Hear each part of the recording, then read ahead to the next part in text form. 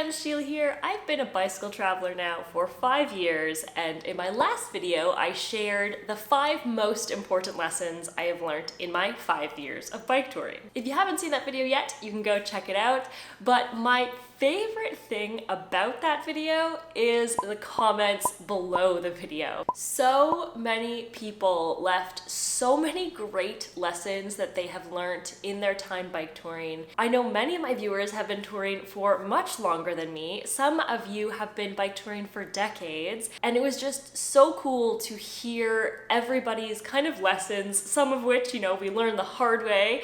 And I want to share some of those with you today. I don't want to just leave them in the comments. I wanted to make a full video sharing the lessons that you have learned so that other adventurers can hear them as well. Now, just to respect everybody's privacy, I haven't included the names of who left the comment. I just wanted to be conscious of the fact that some people might have been comfortable leaving a comment, but didn't necessarily want their name flashed across the screen. So I'm just putting the text up to be respectful. But if you left one of these and you want to make sure everybody knows, definitely give yourself a little toot toot in the comments. These tips are so good, and thank you to everyone who shared them. Okay, let's dig in. First off, great list, and listen to your bike. Address the little ticks and squeaks before they become bigger problems. Thank you to the person who shared this. This is so true. I work in a bike shop, and so sometimes I do see people bring in bikes that have been making, a repetitive noise and they didn't notice or didn't know it was something to be concerned about, and it can grow into a way bigger problem. I really think listening to your bike is one of the best things you can do. Our bikes tell us so much through feel and sound, and if we start listening out for those things, we can catch things before they become a bigger problem. So great tip. Next one, most important thing for me is a comfortable saddle. And then they go on to mention which one works for them. And I think this is so important. I think especially at the start, it can be easy to get, overwhelmed or disheartened with the discomfort that can come with biking, especially with biking long distances. And fit and these kind of like touch points on the bike, the saddle, the handlebars, the pedals, the fit and those components can make such a difference and completely change the feel of a bike. So thank you to this person for mentioning how important saddles are, handlebars and handlebar position and grips and handlebar tape. Those can all make a difference as well. Finding the right pedals can make a big difference. And then fit. Some people can even benefit from, seeing a specialist that will fit them to their bike to make sure that their body is kind of moving in the most natural, comfortable position.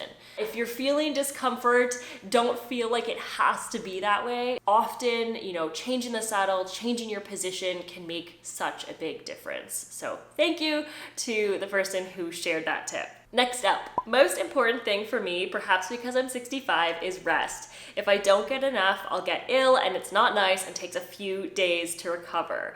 I definitely don't think it's an age thing. I think this is a great tip for everybody. For sure. We really put our bodies through so much on a bike tour. We're going through mental stresses, physical stresses. And I think maybe sometimes we forget that because we're having so much fun. We're so happy to be out there. It's our vacation. So this idea that we're stressed or putting stress on our bodies seems crazy, but it's not, right? We're asking our bodies to do these incredible things. And so it completely makes sense that if we don't give our bodies time to rest, our bodies are just gonna take it. We're gonna get sick, we're gonna be forced to rest. And because we can be tempted to skip rest days in order to keep going, if we're sick, then we have to take a lot more rest days. So way better to just take the rest than to push ourselves too hard and get sick. So great tip. Love this one. Okay, this next one, I know they won't mind if I put their name up because this is another YouTube account called Slow Spokes, which I will leave a link to below. Awesome bike touring account, so definitely check them out. And they say the last one is key. So the last one I mentioned was keeping it fun. And they say, when I start to hate it, we try to take a rest day. I've learned that hating it happens because we're pushing it too hard, and giving our legs a rest for a day means they they can recover enough so that we can focus on the experience and not how hard it is. And I absolutely love this one.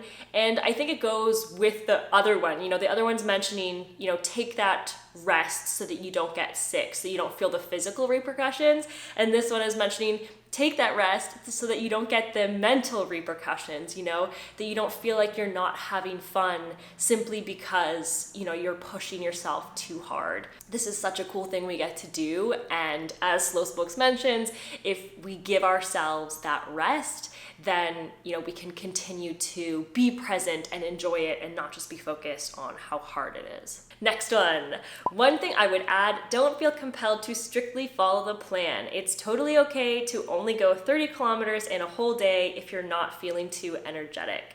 I love this one. I could not agree more. And I also love that a bunch of these are all about rest. That makes me so happy and makes me feel like I've found my people, my community, because I think, bike touring and cycling is this challenge, and there can be this big focus on like pushing hard and going far and challenging yourself. And I love challenging myself. I love challenging my mind and body, but I love that so many people have mentioned the importance of rest and listening to your body, because I couldn't agree more. Anyway, so yes, this person that mentions it's okay to change plans and to just do 30K or 10K or no Ks.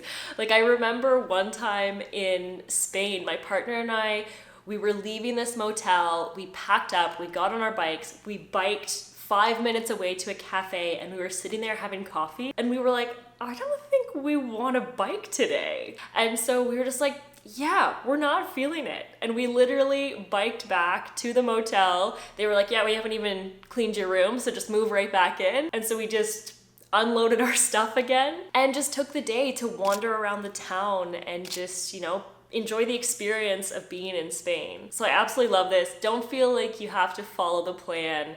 It's okay and even encouraged, I think, to make it up as you go. This next one is really interesting. Thank you to the person who shared it. They said, evaluate with honesty and accuracy your relationship with your riding partner or partners. Traveling with someone is one thing, competing with or being pressured by is another. Thank you to whoever shared this. I haven't had this experience. I've mostly toured on my own or with my partner, or I've had positive riding experiences with people I've met on the road. But this is such a good tip, because I think finding the right people to have our adventures with can really make or break it. And the right partner can be so supportive. And if it's feeling, as this person mentions, kind of, competitive or like you're being pressured, that just doesn't sound like much fun. So thank you to the person who shared this. I think that's really important. Oh, I love this one. Here's another one. Don't feel bad about using other forms of transportation, train, bus, boat, car, etc. And they go on to say, unless you really have some special reason to ride every inch of the way, judicious use of other forms of transportation can potentially make your trip a lot more enjoyable or practical. I absolutely love that, because I feel like I definitely started bike touring with the notion of you have to bike every inch. Like, there's this great kind of reward or satisfaction in biking every inch. And certainly for some people and in some experiences, that can be really important. What really changed my perspective on this personally was on my first bike tour ever, I really had that notion of like, I want to bike across Europe. I want to go from top to bottom and not use anything else and just go by my own power. But then I had an accident, I injured my wrists, and I needed to take time to recover. And I was recovering in Berlin for about a week, and I felt like I'd kind of gotten to the point that I wanted to be somewhere else, but I couldn't bike yet. And I was like, well, I guess I'll just take the train. And I took the train to Dresden, a little further south, and then I had somewhere new to kind of explore. And then once I was, better healed up, I got back on the road. And that actually gave me such freedom, because then moving forward, there were a couple more times where it felt like the safer, smarter choice to take a train over a tricky section. And I did, and I'm so glad I did. And I've kind of carried that forward, that it's really about the journey and the experience. And for me personally, if I'm not having fun, if I'm injured, if I don't feel like a certain section is safe, there's nothing wrong with taking a train or a boat or, whatever is needed to get me onwards. And I know everyone will feel different about that, but yeah, I totally agree with this person that those can be great tools when we need them.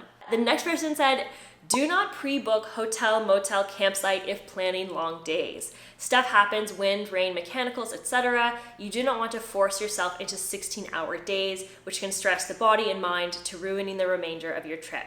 Stop when your body and mind tell you to. So I absolutely love this. Somebody made a great counterpoint that it's difficult in the main season.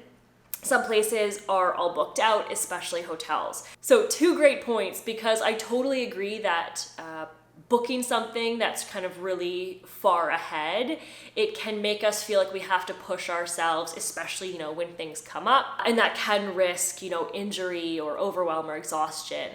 But as somebody else mentioned, it sometimes can be necessary, because if you're in the main season or if there's limited places to stay, then they can book up and then suddenly you're out of options. So the way that I found to kind of balance these is, for the most part, I don't book. I like to kind of make things up as I go. So I'll scout a few options. As in, like, I'll look on Google Maps, I'll make sure that I have some options. If I think things will be a bit tighter, then I'll call ahead sometimes. And then I know that I have a few options to consider.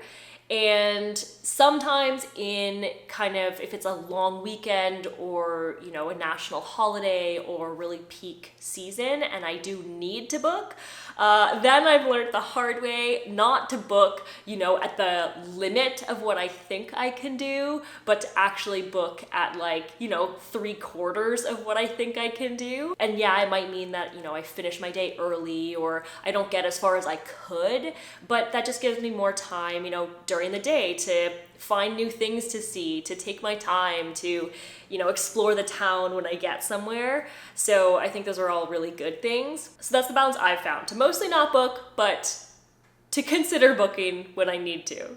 This next one was really a great point. Somebody said, the less you know, the more fun you have. Been touring for 9 years and nothing can compare to my first tour. I think this is so sweet. And honestly, I think accurate in many ways for me too. There's something really special about how on the first tour, you don't know what you don't know.